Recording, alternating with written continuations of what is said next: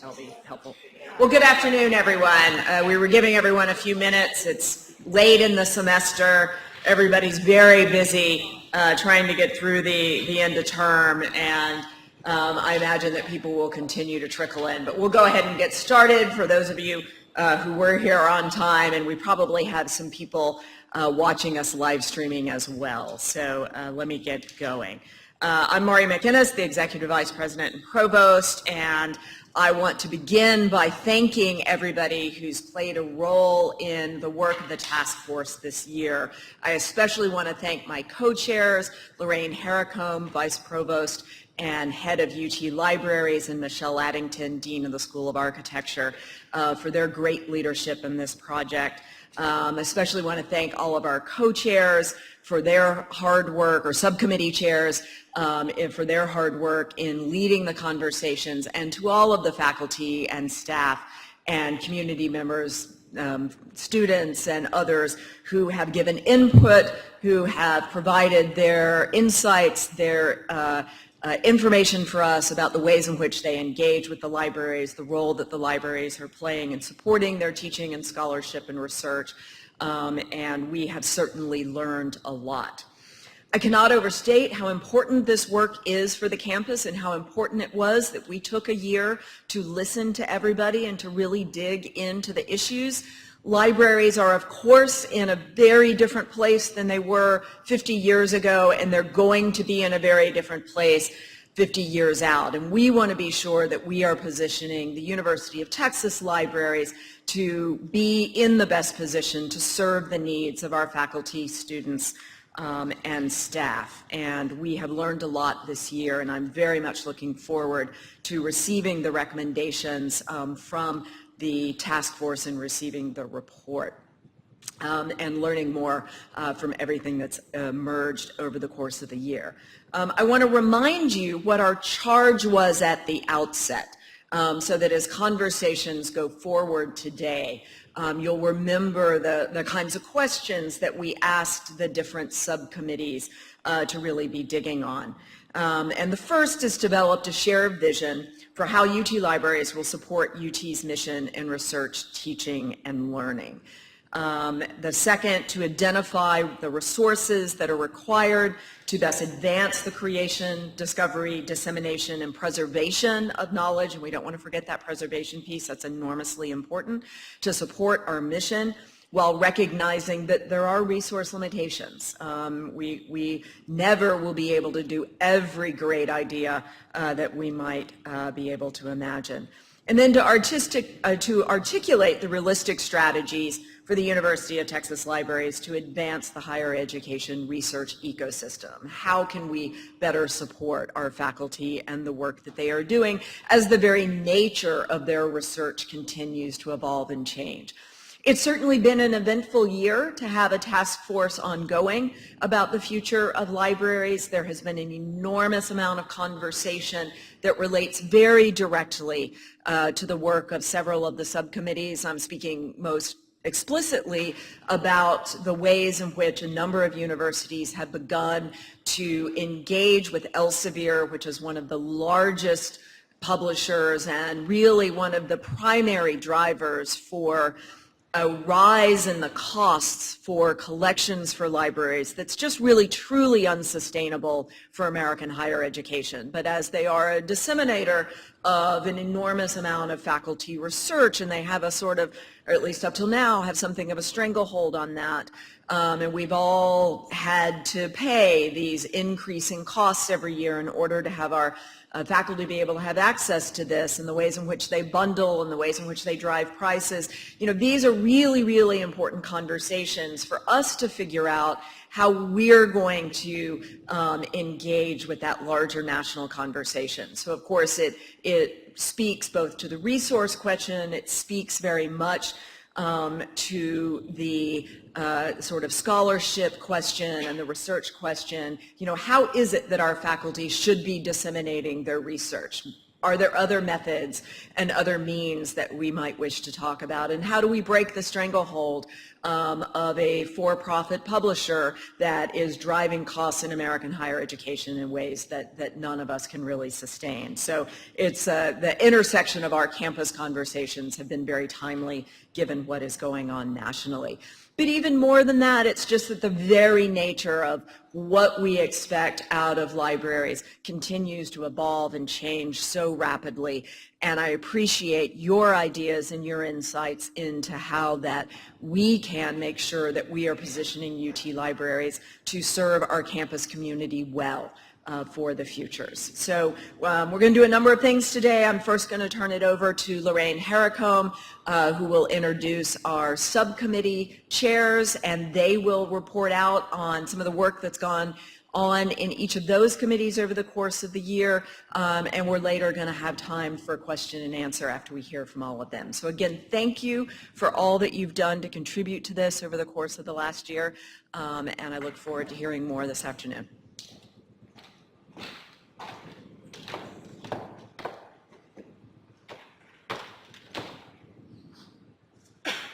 Well, good afternoon. Thank you for being here. My name is Lorraine Harricombe, and I'm the Vice Provost and Director of UT Libraries. It is, excuse me, my role today, very briefly to recap quickly what we have been doing with this task force over the last few months.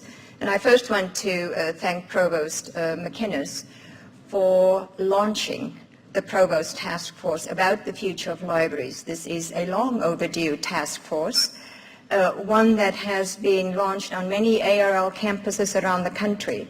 And for Texas to be in that space now makes me very happy because, as she mentioned, libraries are changing constantly, and for us to honor UT's culture, to honor UT's traditions, of course, is important, but we always need to keep our eye on the future. We always need to think 5 and 10 years ahead of what's going on today. And hopefully this task force will help us think through what those issues might be. So just very quickly, we launched the campus-wide town hall last November over in the Blanton Museum, and we had a robust discussion, a nice crowd who was really energized about this task force. From the beginning, we decided to focus on 3 important topics. And for that, we created 3 subcommittees, each led by a faculty chair, whom I'll be introducing in a minute, faculty members, students, and each of the committees had a librarian serving as a liaison to the particular subcommittee. All of them are here in the room today. And I want to focus just for a minute here on the importance of a faculty task force. This is something that the provost is very specific about, hence the 1 librarian per subcommittee. She was really interested, and I am too, in knowing what's on the mind of the UT community. We in the library think sometimes we know exactly what's on their minds, and so this is helpful to us as well. Even though it was very difficult at times to listen to some of the comments. And then, of course, we created opportunities for feedback. Those were opportunities on the Provost website. And I want to reiterate that you can continue to provide feedback. Those of you in the room and those of you who are watching today, you will continue to have that opportunity to provide feedback, I think until the end of May. So please do submit your feedback if you're not here today. So the first open meetings that we held for each of the committees were all this spring. It's hard to believe that with the end of April, where we have our second town hall meeting, if you were not able to attend those open meetings for collections, digital scholarship, and library spaces, I encourage you to go back and watch the video recordings for each. I took time over the weekend to revisit each one of those to get a better sense of what the issues were in each one of those. And what struck me was the interrelationship and the interdependence of each one of those, and oftentimes we had we had overlap in the people who were at those meetings as well, of course. So those are available to you, and we'll make sure that that is distributed again. So today, briefly, as Maury pointed out, we'll have brief presentations from each of our subcommittee chairs. In alphabetical order, I'm introducing Jenna Blurt, who is an associate professor in the Department of Classics and who led the collections committee this year for us. Unmal Karatkar is the chair assistant professor in the School of Information and led our subcommittee on digital strategies, perhaps the subcommittee with the most potential for how we need to move forward as a research library in the 21st century.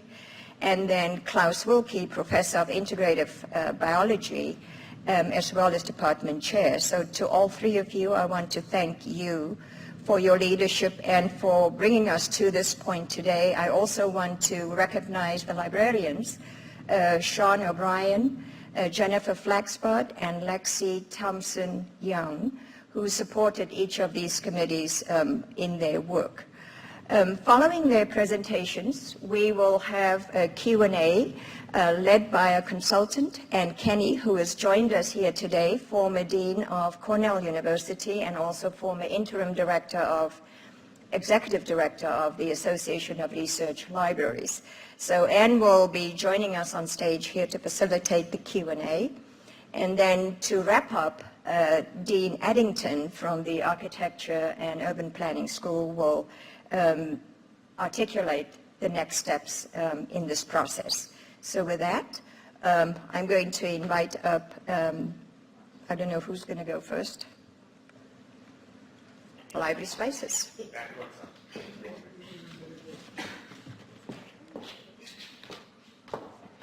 Yeah, hello, my name is Klaus Rika.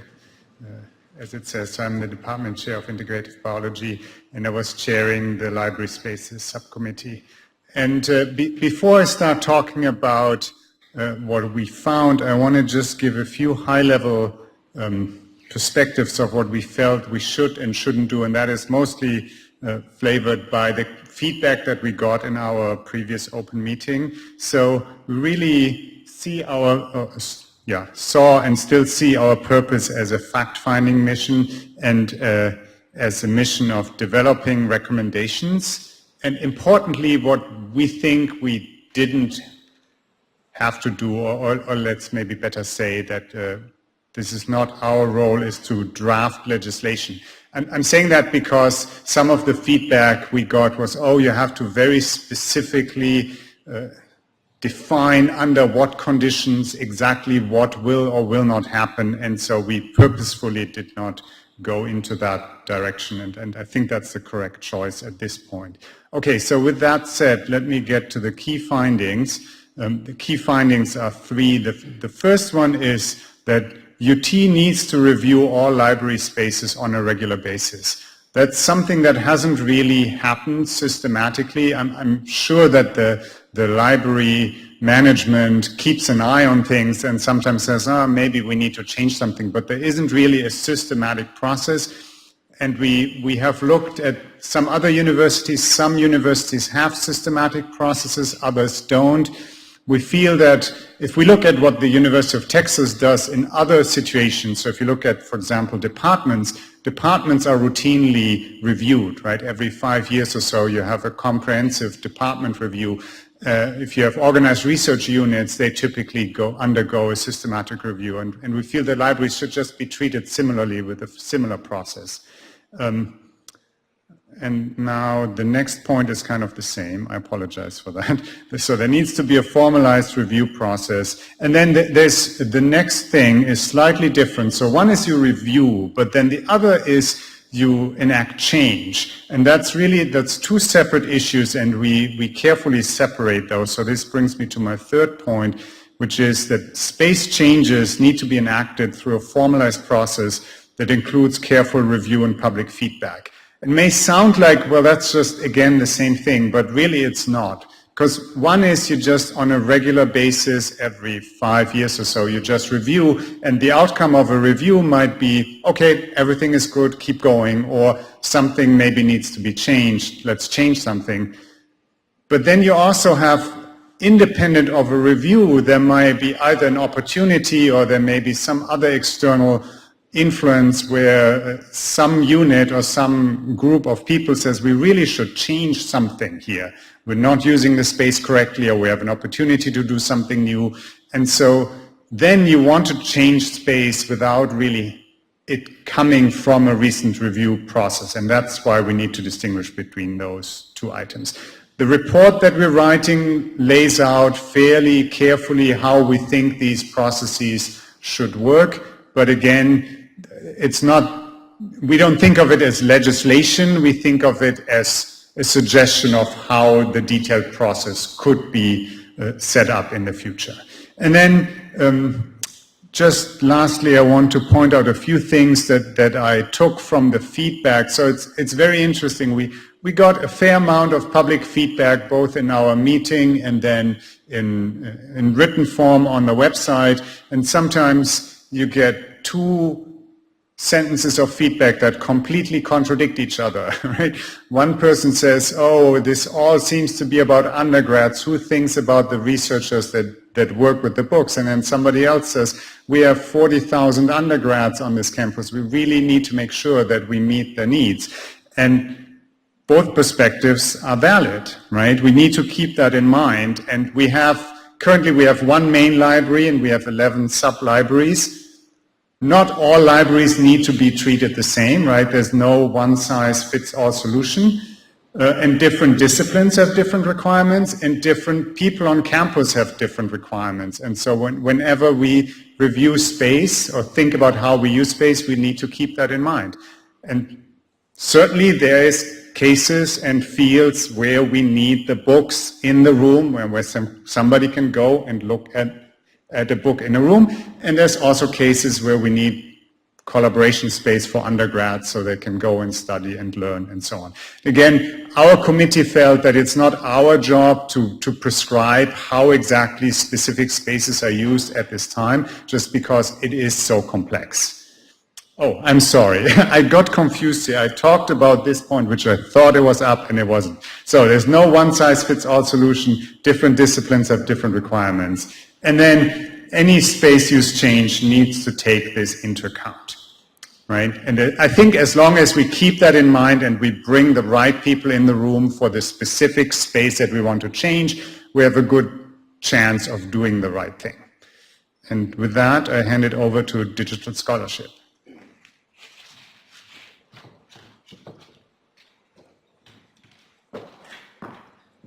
Thanks, Klaus. My name is Unmil Karadkar. I'm presenting on behalf of the Digital Scholarship Subcommittee. Much like the themes that Klaus highlighted in terms of descriptive versus prescriptive, we have also shied away from prescriptive solutions, partly because of the vast diversity of disciplines represented on our campus. It's really impossible to have a single solution that will make everyone happy. Better yet, meet everyone's needs, right? Wants and needs are two different things. So, coming from digital scholarship perspective, we hear a lot of talk about data. And that clearly puts off some people who are used to dealing with books and documents. So when I talk about data in this next few minutes and in our report in the future, I want us to remember that data and documents are interchangeable. There is a whole slew of research coming out that considers collections as data. Data can be documents, documents can be considered data. Another challenge that we are grappling with is local versus global benefits, and local versus global to be construed in the context of our campus. There are some outputs, some outcomes, some needs that are community-wide, versus there are others that are very disciplinary. And we want to highlight possibilities where our solutions, our needs will be expressed in terms of those distinctions. So we don't want the libraries to do every single thing that we highlight. There are some things that are for the community that could be handled by the libraries. There are other things that are disciplinary that could be handled more locally, whether within a college, whether within a research group, whether within a department. And finally, hammering home that notion of description versus prescription, we are not going to create a definition of digital scholarship for this campus. What we are going to do is we are going to describe practices that constitute digital scholarship, and it is not an exhaustive list. So with that in mind, here is a working description that we have for digital scholarship. Right? This is the absolute worst thing that everyone tells you to avoid putting on your slide, a giant word salad that no one's expecting to read. So the key points that I want you guys to focus on are we are considering research as well as teaching aspects of scholarship, not just research. We are focused on interactions with electronic data, but that does not preclude the inclusion of physical documents in that world of electronic interactions. And we are focused on identifying a variety of practices, of activities that people conduct with digital data. One of our first findings comes from an extensive list of existing activities that was put together by Jennifer Flaxbart, who talks about the libraries are already doing a lot of work in this area. There's a lot of consulting that goes on, project-specific reference, discipline-specific reference, consulting about which practices to adopt. The libraries conduct training in the form of short courses, hands-on activities. They provide digitization services, for example, Get a Scan. And they run infrastructures. For example, the Texas Data Repository. There is also the digital repository, which allows for preserving faculty publications, theses and dissertations, right? So there's a lot of input and there's a lot of effort already being put into digital scholarship on this campus. In terms of scholarship, digital scholarship is an interesting beast. Everyone considers it to be really novel, yet we find examples of it all over the campus. So people have been doing these activities for a few years, if not a couple decades. Yet we think of it as, oh my God, digital scholarship is so novel. It's amorphous. In some domains, we have adopted a notion of, I don't want to define it, I know it when I see it. And digital scholarship is worse than that. Because not only do we not know it when we see it, we don't know it when we have been doing it. Digital scholarship is not binary. It's not that you are either a digital scholar or not a digital scholar. There are activities that each of us performs that can be considered digital scholarship and activities that we perform that are not a part of digital scholarship. Okay, so for example, if you're just thinking about reading a book, that is probably not digital scholarship. But if you start taking notes related to your scholarly reading, now that suddenly becomes digital scholarship. If you are taking your notes in a digital medium that you're going to be able to search, perhaps compare to other notes that you have taken for other books, and suddenly your common activity of taking notes becomes digital scholarship. So just like it's not a binary thing, it's also not based on number of degrees. You cannot say, well, I do digital things in 3 out of my 10 activities, so I'm a 30% digital scholar. Right? It's not even easy to put a notion of degree or order on digital scholarship in that sense. And then it gets even more interesting because digital scholarship is not tied to digital collections alone. Physical collections, physical books, manuscripts, documents are just as essential for digital scholarship. Just like the example I mentioned earlier, where you could be reading a paper book that is not available anywhere digitally. But if you're taking notes in a digital format, that paper book is essential for your digital scholarship. We are also increasing subscriptions of digital materials, and those are absolutely critical for digital scholarship. And just like physical versus digital comes up in the notion of collections, it comes up in the notion of spaces. Events like hackathons, events like datathons, all bring people together in a certain space at a certain time, and that is very much a component of digital scholarship. So we need real spaces to conduct digital scholarship. At the same time, we can use digital tools to take notes, collaborate with colleagues all over the world in different time zones, and have shared whiteboards, and that is just as much digital scholarship. Right? So the infrastructure that is required for digital scholarship is extremely diverse, and the needs for every single team in different situations can be very, very different. The last highlight that I have for you is about personnel, and this comes in two forms. One is the stakeholders who conduct the digital scholarship, and the other is the staff in the libraries who support or engage with this community. So because of the difficulty in identifying what digital scholarship is, there is a similar difficulty in identifying who these scholars are, right? Because a lot of times people conduct these activities but don't self-identify as digital scholars. And this is really easy to identify in some cases where people go, well, I work with Twitter data, so absolutely I'm a digital scholar. I do data visualization, absolutely I'm a digital scholar. But if you're maintaining a lab notebook in chemistry doing bench work, you may or may not self-identify as a digital scholar. Providing training to these communities and preaching good practices, training them for the long-term outcome versus the short-term is another key challenge. Most of our scholars are driven by publications, right? We have faculty annual reviews, we have dissertations, we have master's theses to complete, and we are driven, at least in the research side of things, by that publication. But on the other hand, looking at and focusing on the short-term outcome is sometimes a hindrance to long-term productivity. So how do we get people to think in terms of good practices that will sustain them over the long term, when sometimes that can hinder short-term productivity? And finally, in terms of developing digital scholarship staff within the libraries, there is an increasing recognition that the campus community would like and needs more training in certain aspects of scholarship.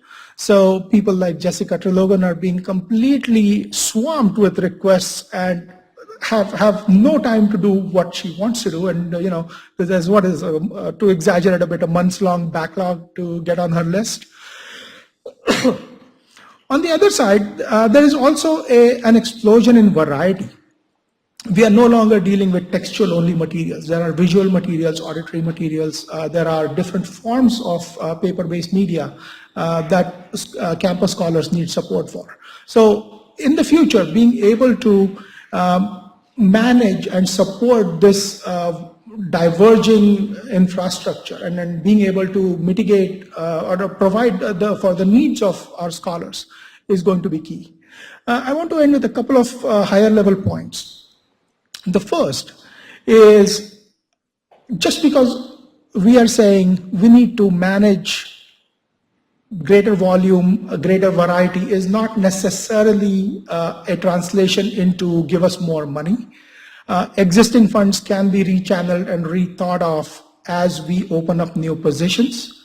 And the second higher level point is, because of a diverging skill set, it leads to a notion of, well, what are the kinds of skill sets that we need to bring in future recruitment into the libraries? And with that, I will hand over to Jen.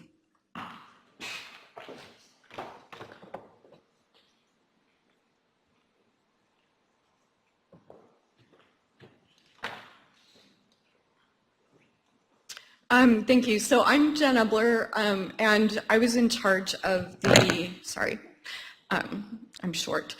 I was in charge of the collections subcommittee, probably the subcommittee that attracted the most emotional responses from a range of people, both in our town meeting and also in the comments that we've received. But I would also say in our sub-collection meeting together. And there are some ways in which my comments are going to reiterate what Unmil and Klaus said, and some ways in which I will probably disagree with them. Let's see if I can figure out how to work this. There we go. So we came up with, and I'll sort of start with some sort of big ideas, I guess. But one thing that we realized fairly early on was the extent to which the libraries as a unit needs to be a university priority, and that in many ways it has been treated as though it were a public good, a bit like we all experienced with the breakdown of the Austin water plant this fall, when suddenly we all had to go buy water because it turned out that our water plant hadn't been keeping up with the population explosion. And we're facing a similar kind of sort of crisis of sorts with the libraries. And one thing that became really clear to us as we started digging into things was the fact that everyone kind of takes the existence of the library as the foundation of the university for granted. We assume that it exists, that it's full of everything that we need, and that it will always be there, and money's always there and flowing, and somehow this is all happening by magic without any of us paying much attention. And we just wanted to reiterate, and our report starts very much in this vein, that really, if we talk about sort of the pillars of the university being things like the faculty, the different buildings and the new kinds of spaces that we're building all around, as I was walking up here, I'm seeing all sorts of renovations going on, talking about student success, that we need to also be talking about the libraries in a very active and vocal way. Not just in terms of appealing to donors, but also in terms of making our campus community aware of the importance of the library. And also reminding people that it's not a public good in the sense that money doesn't just automatically go to it.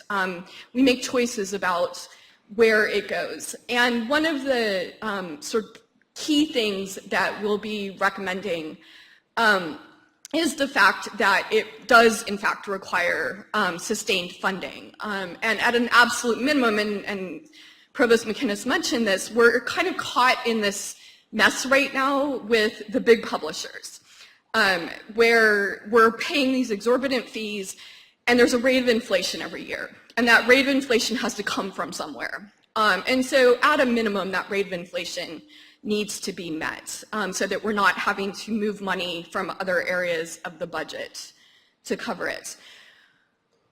I do want to emphasize one of our charges was to think about the future of the UT libraries, and what we found ourselves thinking a lot about was actually the balance of where are we now and how do we get here 10 years from now? And how do we make sure that we're still in the game, so to speak, in 10 years? And if you're paying attention to sort of library talk, one of the things that you'll notice is a lot of major libraries are having to break big deals. They're cutting way back on the amount of money that they're able to spend on collections of all sorts. And doing so really at the expense of the quality of their library. And we don't feel that we want to be one of those libraries. But at the same time, we recognize that there are limits to resources. And so it's trying to figure out sort of how do we look to the future constantly, anticipate trends, recognize the need to, at various points, reallocate resources, but also sometimes give more resources. And so it's partly about thinking in innovative ways, it's partly about being creative, but also at the end of the day, as with so many things right now at UT, it does actually come down to money. So the really huge thing that our committee has had to wrestle with is the open access conversation, which basically broke wide open the day after we had our town hall meeting when the UC system announced that they were walking away from the Elsevier deal. So that has been a conversation that has been moving very rapidly sort of through library circles. And it's difficult at this point really to predict. We know that we have some time for UT system, particularly with Elsevier, but it's difficult to predict sort of exactly how we want to move forward there. And I think that where we've really come down is that although we are in general, we appreciated very much the opportunity as faculty to participate in a task force. In general, we like the idea of avoiding task forces, but open access is such a very specific and difficult and complex issue that really the way to move forward there is going to be some kind of additional task force next year, probably, that is comprised of faculty, is comprised of library staff, is comprised of other kinds of administrators on campus with a stake in that. Because one of the things about open access is that it's going to impact different departments, different parts of campus, and different parts of UT system very differently. And all of that has to be taken into account, but also recognizing that what worked for UC or what is going to work for, I mean, especially in Europe, isn't going to work for UT system, for instance. And so figuring out what a good strategy for us is. And one good model, if you are interested, MIT put a nice page together with a whole set of charges, and it's not just all about science, actually. So that will provide a good template, I think, for our recommendations there. I'll also sort of reiterate the staffing issue, although I will disagree with Unmil a little bit about that we can just reallocate people. We are down 20% in our staffing, and one of the things that we came to see as we dug into data and into the situation was that this isn't an either-or situation, and this is again part of that, where are we now, how do we get here in 10 years? But it's figuring out how do we keep doing what we do really well and not give that up and not break it, while also moving forward. And clearly we need to ramp up in particularly areas around digital studies. And so on the one hand, we need actually quite a bit more staffing in very traditional kinds of library work. Our current library liaisons, many of them are vastly overworked because we have not been able to replace positions. And so they're in a lot of ways not able to cover all the fields as thoroughly as we might like. And it has nothing to do, it's not their problem at all. It's entirely a staffing issue. But on the other hand, we do need to hire in new areas. We do need to be looking to the future. We do need to be thinking about where libraries are going, what new kinds of services libraries are providing for students as well as for faculty, and what kinds of expertise that's going to take. So one place, again, sort of related to collections that we also have talked fairly extensively about is figuring out, so there's kind of recurrent funding issues, which are obviously much more complicated, and then one-time funding.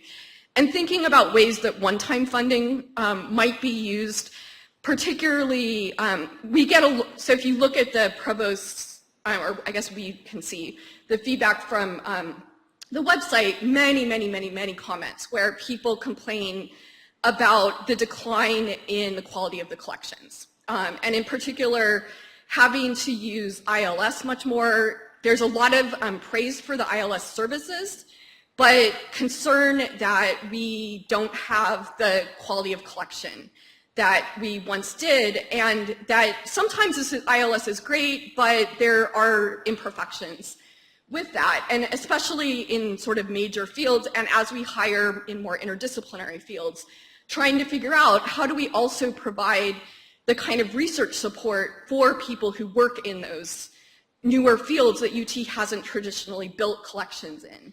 And so sort of on the one hand, recommending some larger startup funds for faculty in disciplines that require books, and then on the other hand, recommendations for what would be essentially be like competitive grants. Again, where it would be faculty driven, so it's not too many cooks in the kitchen. But somebody who could say, you know, I work in a field that UT has really fallen behind, and you know, if they want to buy ebooks, if they want to buy analog books, whatever, but that it would allow them the opportunity to build a collection that would support not just them, but where this actually comes into play is with dissertation students who need access to this research. So thank you very much. I think we're ready for the Q&A. We're going to make a little change. Oh, okay.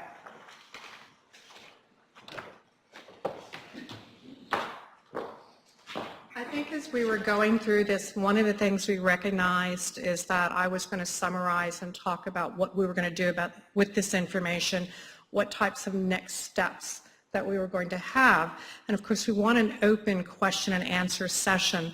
Realized as we were thinking about this that perhaps if I could summarize what those next steps are, it might make more sense to have the questions and answers after that, and that would also enable me to start to really fill that out in a more robust way. So I'm going to quickly slip through a couple of slides. We'll come back to them in just a moment. So just to let you know what we're planning on doing, the task force work gets turned over to Lorraine and I for our summer enjoyment, that we will be working on this for a while. But to make it clear to everyone, and I know this is particularly important to those of you who put in so much time on the task force, on the subcommittees, is that we'll be assembling all the material. It won't be edited. This part of it will not be edited. So the reports, all of the documentation, all of the recordings of the meetings, all of the web comments that we received over the last year, and all of the references used by the task force will be assembled as part of a complete document on that. So nothing will be lost in terms of all the work that people have put into that. From that, we're going to start doing our work.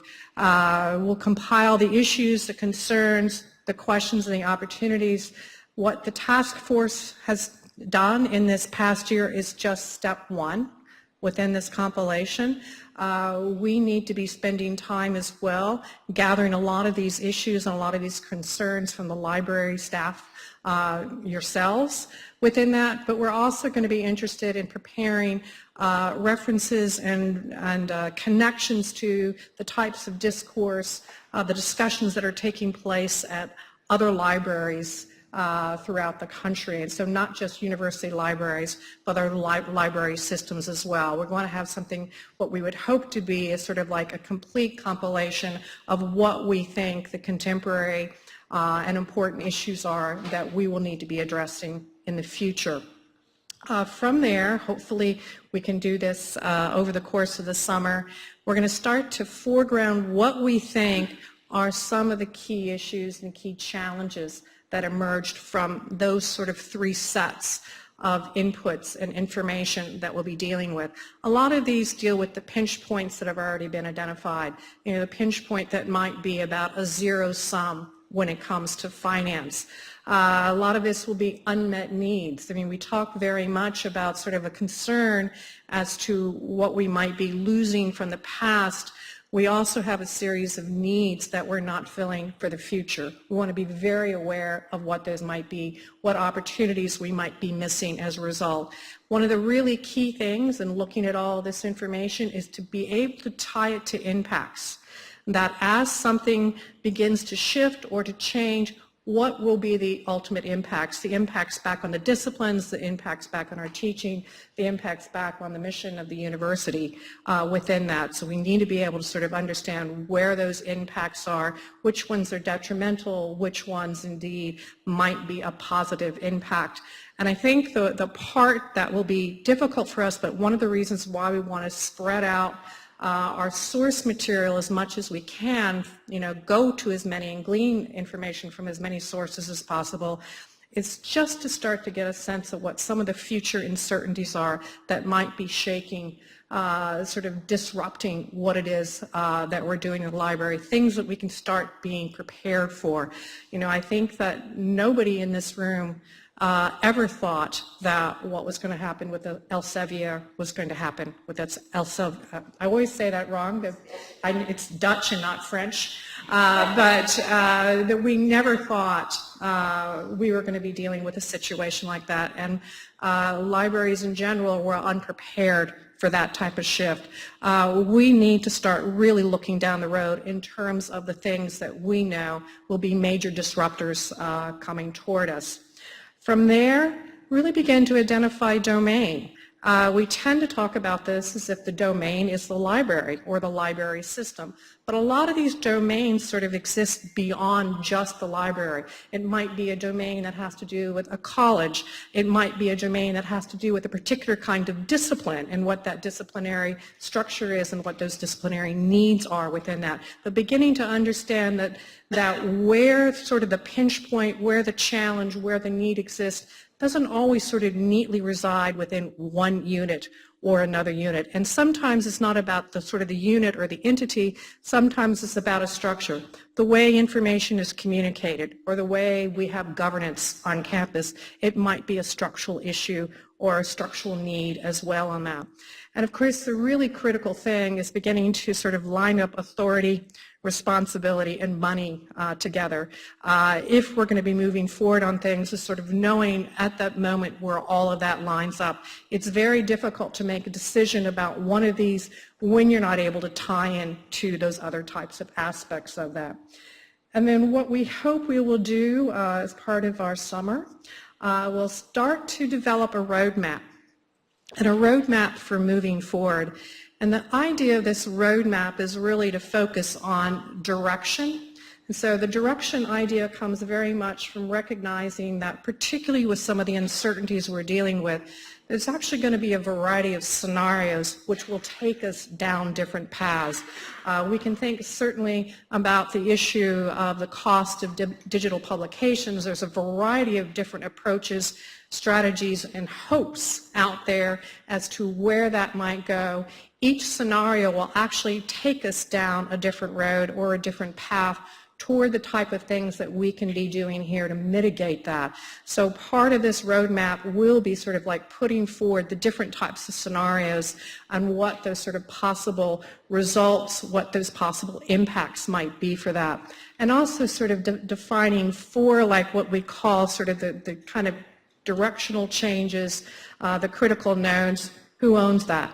You know, is it something that is owned by the library? Is it owned by the provost? Is it owned beyond that? But who's actually got the responsibility? Who's got the ownership? Who's going to provide the leadership for managing that and following up with that?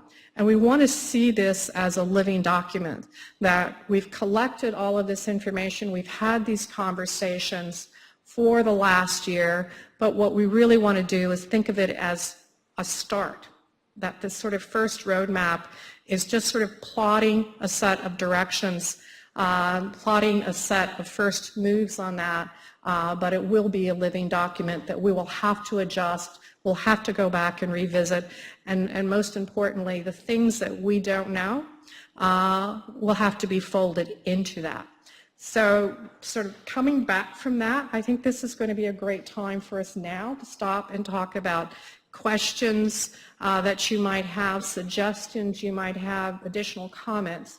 And Kenny is going to come up here and moderate this, and the five of us, the two co-chairs and the three subcommittee leaders are going to all be up on stage to receive your questions on this. So let me back up real quickly to your slide.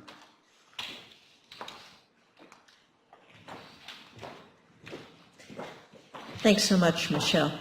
I'm really very pleased to be with you all here, not least of which because yesterday morning when I left Ithaca, the plane had to be de-iced before we took off, and you have trees that have leaves out all the way. I mean, what's that all about? So, first of all, I want to thank the provost and all of the presenters today for really providing the context, talking about the process and the recommendations and key findings. But now is the time. We have maybe, half hour to really turn this over to you so that you can ask key questions, seek clarification, raise different points of view. I hope we have a robust discussion here. And I'd like to see all three of the task forces, the findings and recommendations from them to be part of the conversation we have here. Couple of little points as you seek to ask a question. It will be important for you to come up to the mic down here at the front of the auditorium. Please identify yourself and what your affiliation is, and offer your question in a concise manner if possible. I will then turn it over to the three chairs of the subcommittees. It may be a question on collections, but Unmil may wish to weigh in, or Klaus may. So I'd like to really set up a conversation not only with you, but a conversation amongst those who are here up on the stage. So while you are thinking about questions, I'm going to throw a softball out just to warm them up and to give you an opportunity to gather your thoughts. So this question actually goes to all three of the subcommittee chairs. What did you learn in the various open meetings that helped you clarify and modify the recommendations that are going into your report? And we could actually extend that a little bit more. Klaus talked a bit about it when he was talking. What did you learn as you went through the process of data gathering that sort of changed your mindset from the sort of perspective that you had before you took on this assignment? So I'll open it up to all three of you.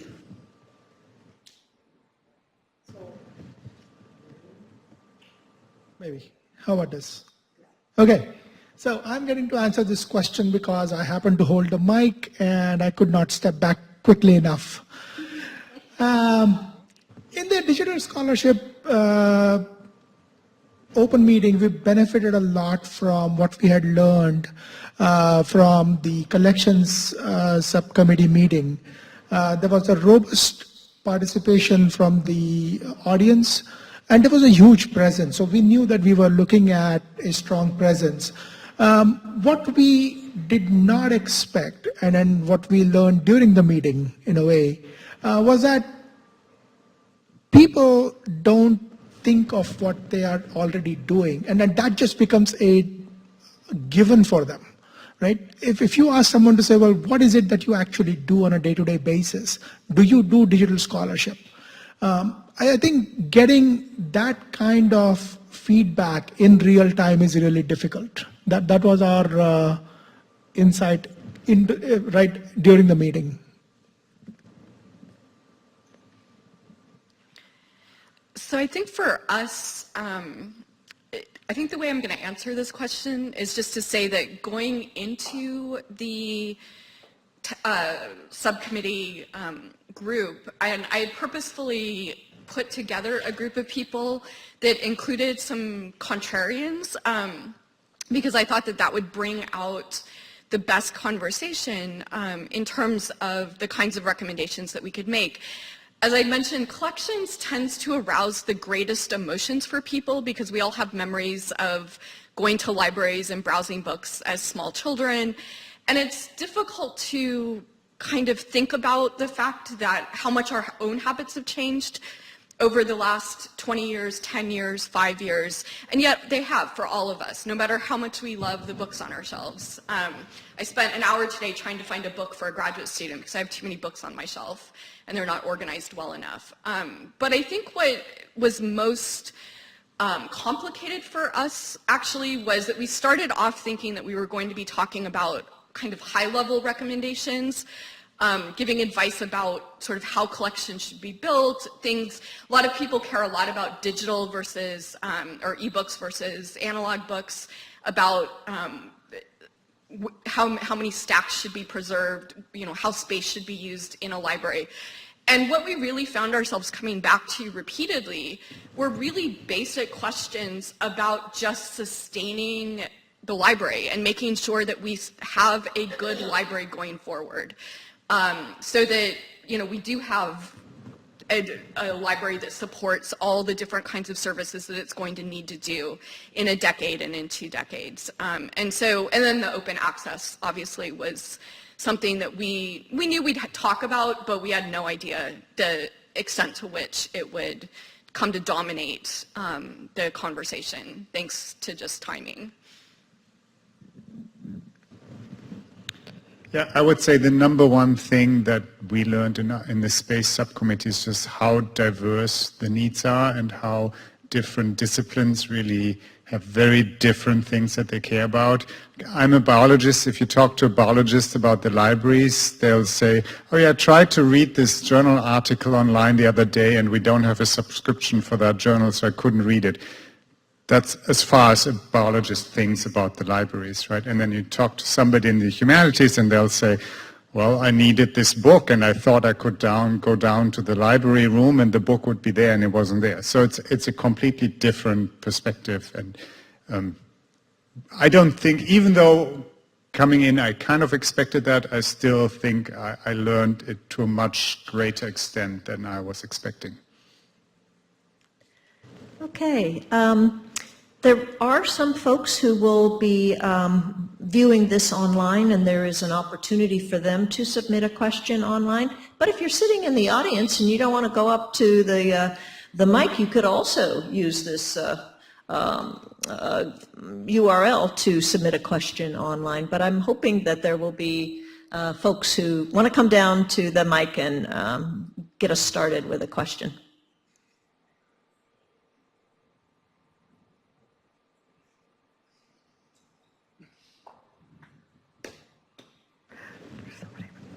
We've got someone coming down, Doug. Hello, my name is David Jenkins. I'm a representative from the Senate of College Councils. I had a questions for the Library Spaces Committee. I was really appreciative to see one of the overall recommendations being made was making sure that future decisions regarding the library spaces would involve a substantial amount of public feedback soliciting.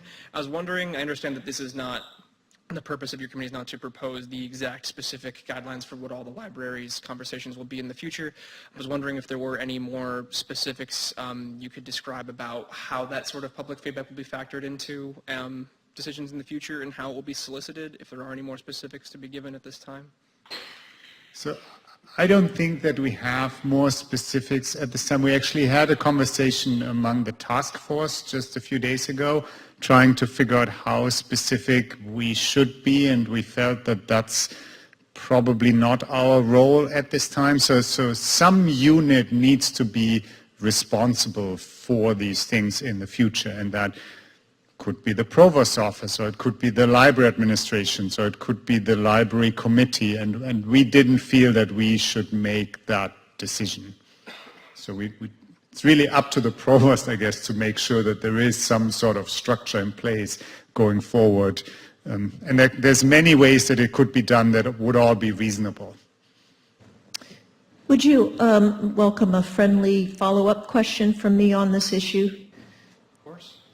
Have you all thought about the difference between what constitutes a space change versus a space use change? So, for instance, the space may be being used for another purpose. Some entity on campus would like to be housed in the library versus the library decides that they're going to move something to another space within the library itself.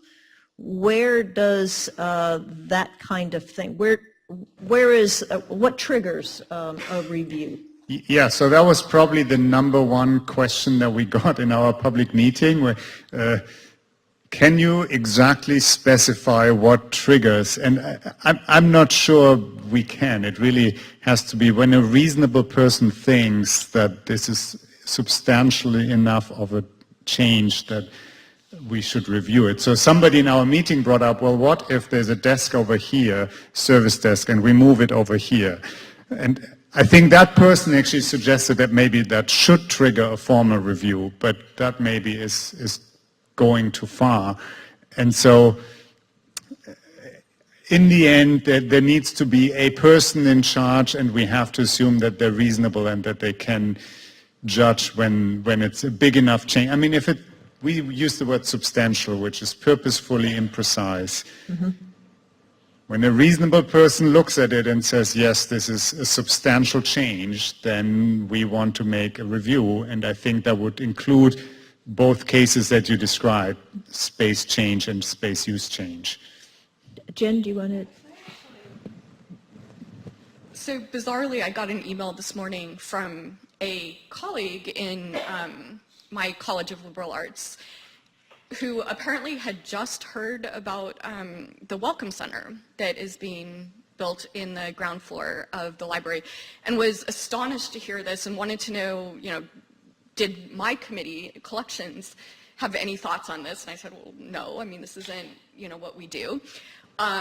But also mentioned, this was something that was actually, has been in the works and, I'm the chair of the faculty C7 committee, which talked about this back in September. But, I think that's probably a good example where it gets at both the issue of kind of communications and making sure that there's a good communication structure, but then also kind of input so that people are aware and they're not finding out in May that, oh my gosh, there's a new Welcome Center that's being built that I think is probably going to be open fairly soon. But it was very striking to me that this person who's generally pretty on top of things had no idea and was very upset that library space was being used without what they felt was a thorough review process. And I think our committee would think that that's a big enough change that probably we would think that some sort of review process for a change of that nature should occur in the future.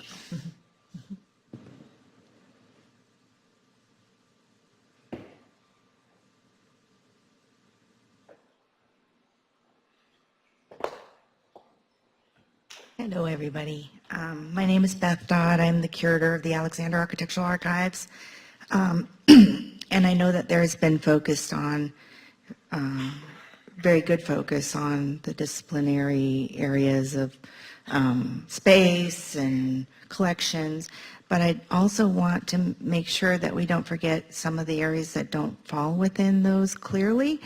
One of the areas I think that we should also recognize is the experiential learning that the libraries offer. I'm going to give just an example of this semester that I've had with our graduate research assistants and our undergraduate hourly student. We've had Josh Conrad from the School of Architecture. He's a PhD candidate working on our GIS, trying to build a GIS system with our buildings of Texas. We have Abby Norris, who is a graduate research assistant, who is helping us pilot a project on learning how to archive digital, born digital materials, which we've received from a historic preservation architect, John Volz. We have Anthony Bennett, who is an undergraduate student who I believe we may have inspired him to move into historic preservation. And he's going to continue on at our School of Architecture. He has been processing architectural drawings and working with us on building exhibits and a number of other things. We have Zach Benalayet, who's been working on our collection showcase, among many other things, including archiving our websites. We have Alyssa Anderson, who's been working under a gift-funded, donor-funded project with the Society for Commercial Archaeology, their archives. And we have Mandy Ryan, who's also been processing the John Volz material.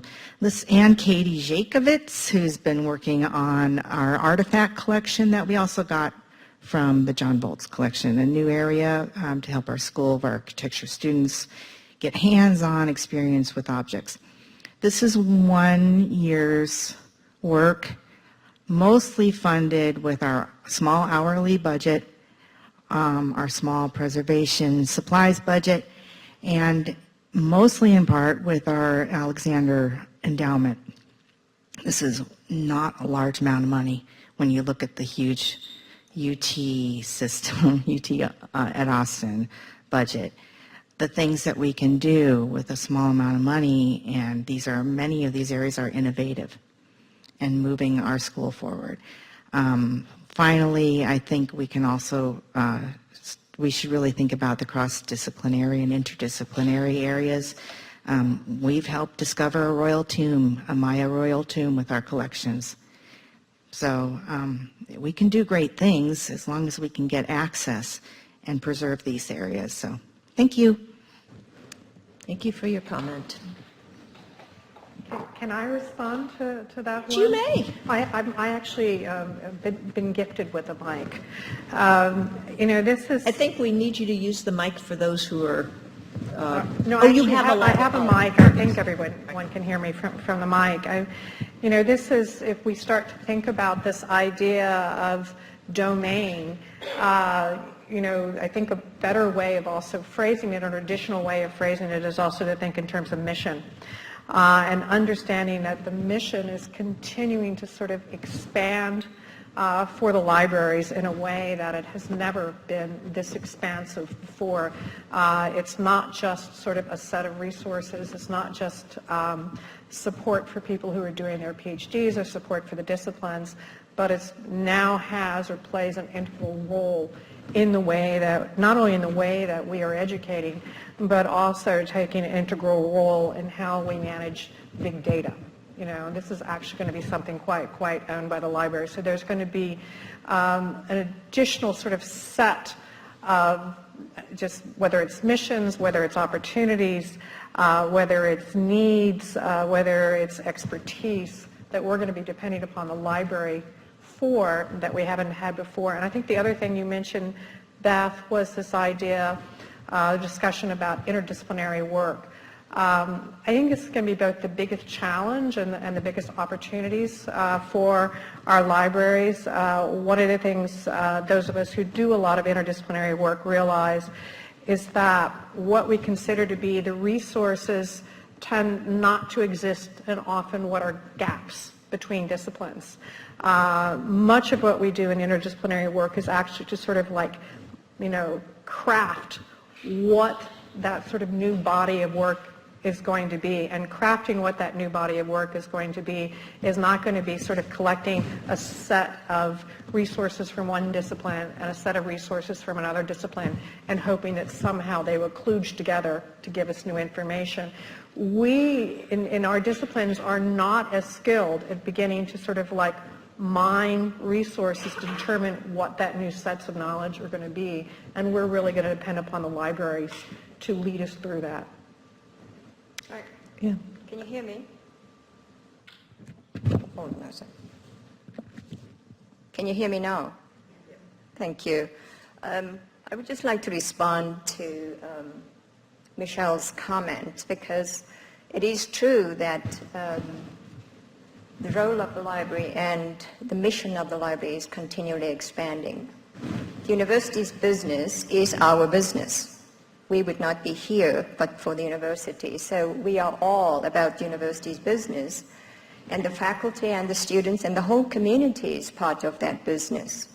One of the ways that I would like to advocate and think about the role of the library is exactly what you said, is that interconnection and interrelationship of disciplines in an interdisciplinary way, and to begin to think not just about resources from the outside in, but resources from the inside out. What is happening on this campus that the rest of the world can benefit from, and how do we collect, describe, organize, and preserve those collections as part of scholarship that happens here on this big campus with a caliber of scholars and researchers that we have, and students that we recruit here to UT Austin. That, to me, is exactly the intersection where the library advances and facilitates the kind of cross-disciplinarity that Michelle is talking about. And we do that already, not enough, I don't think. Texas ScholarWorks and Texas Data Repository are two examples of that, but we don't do enough from the inside out. And we focus, I think, still too much on what do we need to get from the outside in. Right. Question? If I need to move this. So I'm very fascinated by... Can you give us your name? Yeah, oh, I'm sorry. Itza Carvajal. I'm the Latin American metadata librarian at the Benson. So my question is, I'm curious as to the two different recommendations regarding staff. And so like in the meals subcommittee, I perceive that there's some underlying assumption that work is done differently when you're doing digital scholarships, and it's not necessarily means that the work isn't growing, but we tend to typically approach it in a different way, and I don't necessarily think more efficient, but just in a different way. And then I hear the other subcommittee where I definitely agree that my colleagues, a lot of them are overworked. And so I'm interested in hearing about where's that middle point where it is we're bringing in new staff, you know, with different skills and different opinions, but we're also helping our staff grow and learn new things to do work smarter. Because I definitely don't necessarily think that staff here isn't interested in learning how to work differently and being able to address all of the gaps that they have or the overload that they have. So I'm just curious to know about those two kind of different recommendations. Thank you. Thanks, Itza. That's a great question, okay? And again, I don't see us as being in a position to provide solutions. We are in a position to get these exemplars of what's going on campus and bring it all together in a cohesive fashion such that in the future, someone who knows more about these issues can think systematically about how to do all of these things. When our subcommittee looks at the growing need for supporting digital scholars, what we don't necessarily work with is the scholars who feel that there used to be more support for something that is now being taken away, right? And so this is where I think Jen's subcommittee has a slightly different perspective, where collections has historically been done in a certain way, and now there are scholars who feel they are less supported. So when we say that our subcommittees are related but not identical, I think this is a great example of that. Now, whether we hire people who have different skill sets or whether we train internally people to broaden their skill sets, I think is a great question for Lorraine or someone on her staff to take up. And then this is a really great thing to bring to this discussion. So let me respond again. Great question, thank you.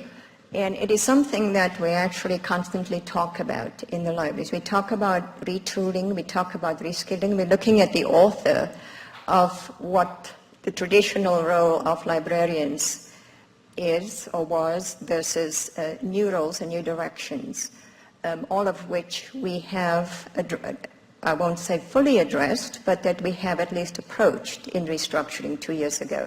But there's always room for improvement, and as I'm sitting here, I'm invested and committed to providing the professional development for those skills that we need. If we ask you to do the work, we should at least be able to support you in retooling and reskilling to the extent that we can. I don't want to see us as the library over there with the expertise, because we are, as I said earlier on, we are about the business of this university, and there are other people on this campus with skills that we may not necessarily have. So expanding the mission to also include through partnerships, and we have partnerships, great examples of that. We need to do more of those so that the library is not the place that does this for me, but the library is my integral partner in how I think about the way I teach or the way I research, and the librarian as a partner in the full cycle of the work that goes on, whether it's in a department or whether it's in a classroom, curriculum development, course design with the librarian, research cycle work with the librarian in the ways that we do through data management plans as an example. Benson is a good example of working with faculty already on grants and on projects. There's a great example of what that could look like. I think we need to do more of that. It doesn't only have to be the library recruiting this, but we can expand it through partnership, mini grants for faculty to come in and work with us, or with other collectors. I'm looking at the Harry Ransom Center, I'm looking at the Blanton, and I'm looking at the Briscoe as other potential stronger partners in acquiring the necessary skills and expertise that we need. Question?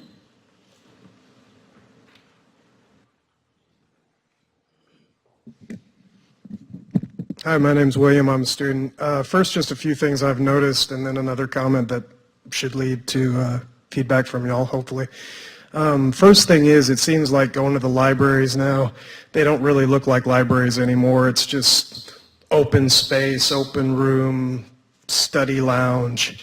So that's definitely something of note.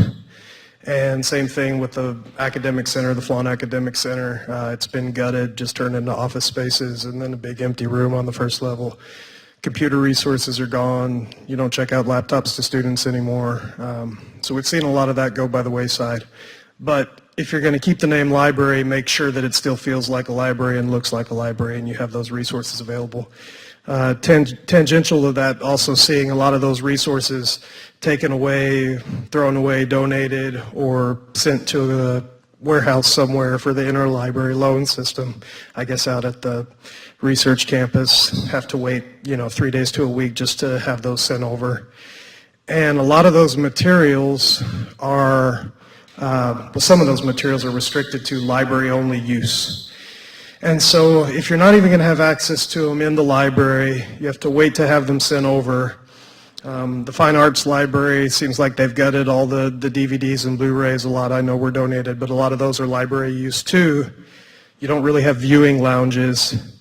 So anyway, keeping libraries that still look like libraries and function as libraries, but also wondering if you'd like to comment upon if maybe we could see a better push toward being able to actually check out thesis, dissertations, and videos for home use. Thank you for your comment. Have you thrown out books here? I will respond to that because I wonder if you can give me examples of what you were just talking about. I don't think in my tenure here that we have thrown out, destroyed books at all. I think the library is evolving to meet needs of every new generation that comes on campus. We have the first 21st century generation on this campus right now, and their needs are extraordinarily different. So the libraries have evolved, and not all libraries have evolved in the same way. I'm not sure which library particularly you're talking about. You mentioned the Fine Arts Library, PCL. I'd be happy to answer your questions. PCL has definitely evolved. I'm sorry? PCL has definitely evolved because of the needs in that library and what students told us they needed. And so it has evolved to address those particular issues. Not every library has evolved in the same way. We have just opened a beautiful Hall of Texas that is a very traditional reading room, thanks to the provost for funding that, full of books, full of long traditional, the original furniture with the hard chairs and all, but wired now because that's what the students need. And we did not detract anything from that hall to help students who look for the reflective spaces to study there and to respect that space as a library space for them. It's a very different space than PCL or the Foundry in the Fine Arts Library, which is anchored and aligned with the Dean's vision of the College of Fine Arts. Do we have any questions from our online audience? None. Could I actually just chime in a little bit Sure. on the issue of, as I said, books raise a lot of emotions in people. I think one thing that our committee talked a lot about is, and this kind of gets at the issue of domain as well, is that there's a tendency to think of libraries as binaries, that either they're storage spaces for musty old books, or they need to be collaborative study spaces and places to eat pizza. But there's lots of other ways that people interact with stacks. And one of the real complications is going to be, I mean, we clearly do need to do a kind of clean out, for instance, of PCL, and figuring out sort of how spaces need to be allocated, what books need to be there, what books maybe don't need to be there. And deciding what metrics to use isn't going to come down to just circulation, because people go in now with phone apps and take, I mean, I do this, where you just take PDFs of the articles that you need and you reshelve the book, and no one knows you ever looked at it. And we now tell our colleagues in classics, where we used to just take them out of the classics library and copy them, or take them to our offices to actually check them out so that the metrics are there. But I think, this is part of that, we're here now, where are we going to be in 10 years?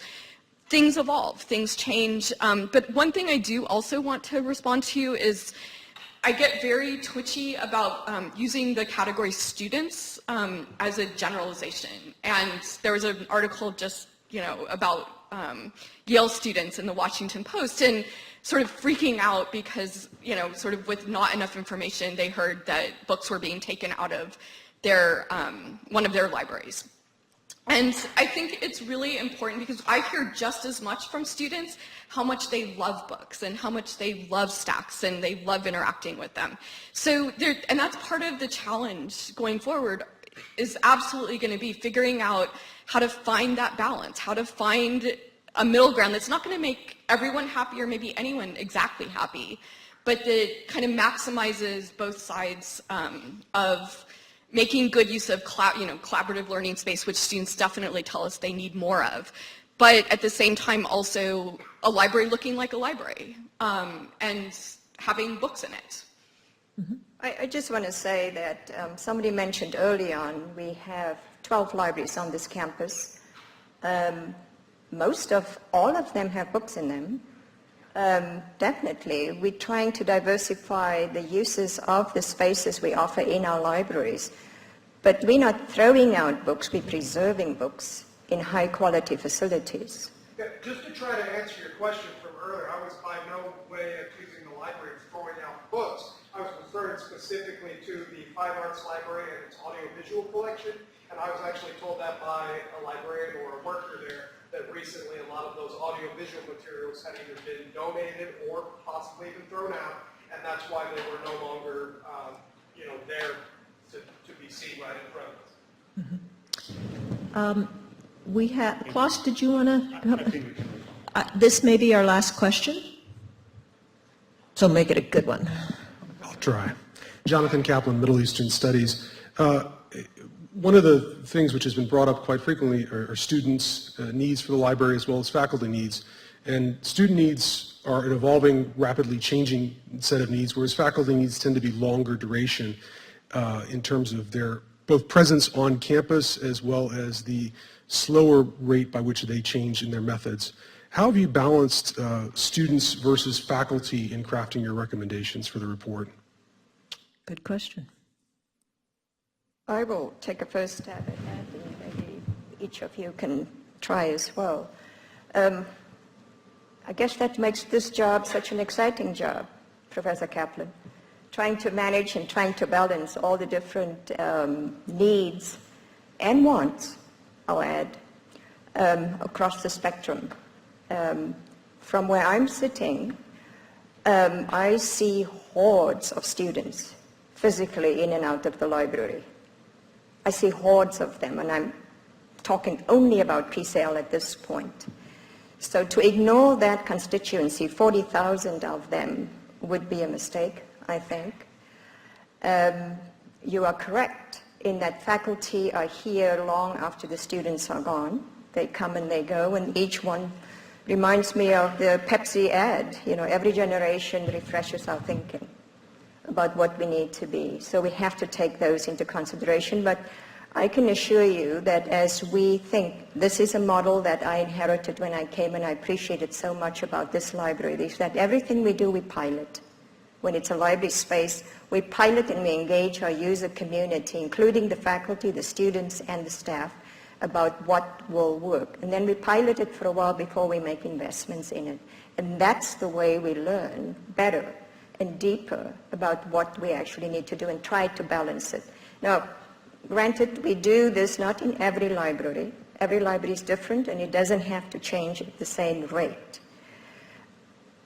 What I'm trying to say is that the people who we see most in the library are the students. I think they drive up our numbers, and that's just on site. That's not online, where there are millions more. So it's hard to, somebody said, have one shoe that fits all. It's tough to do that.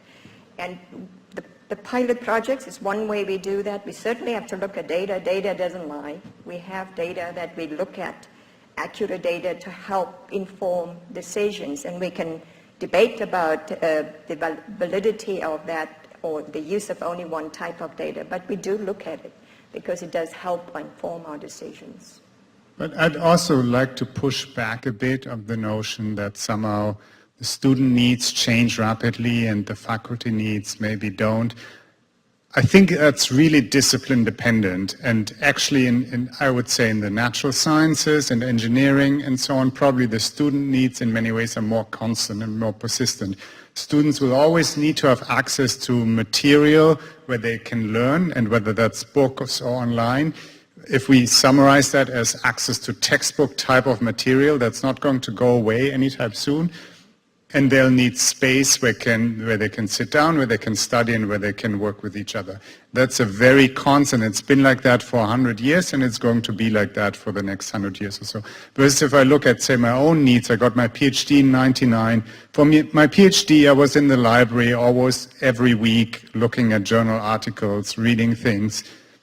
These days, I can't remember when I was in the library the last time. I don't know that my graduate students, my postdocs, ever go into a library.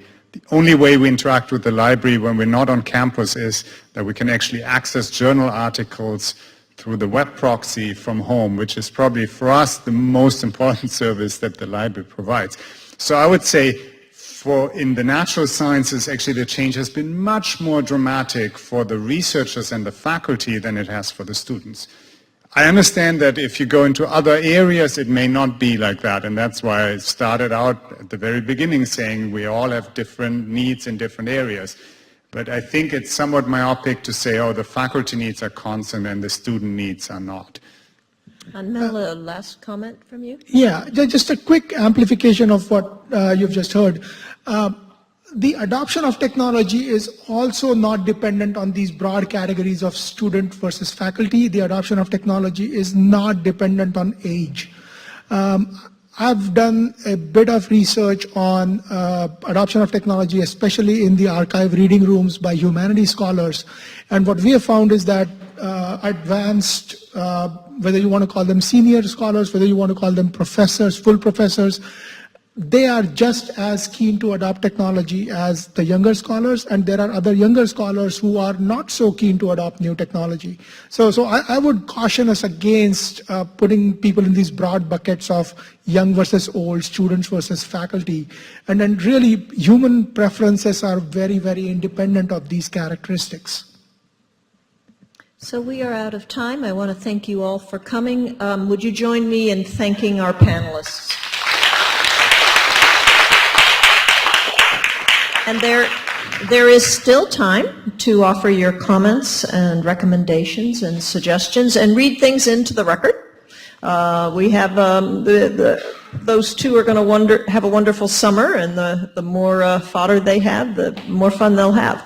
So thank you all.